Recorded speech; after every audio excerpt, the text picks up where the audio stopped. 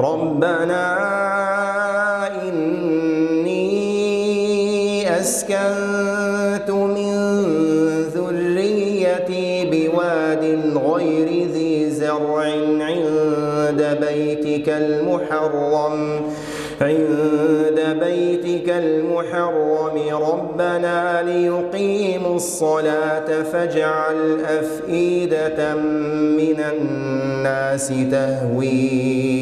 إليهم وارزقهم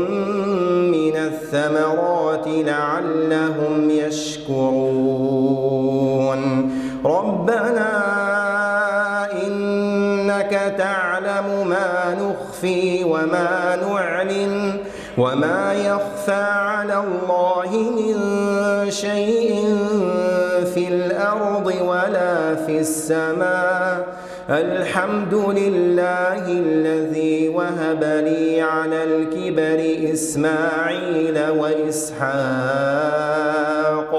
إن ربي لسميع الدعاء رب اجعلني مقيم الصلاة ومن ذريتي ربنا وتقبل دعاء ربنا اغفر لي ولوالدي وللمؤمنين يوم يقوم الحساب.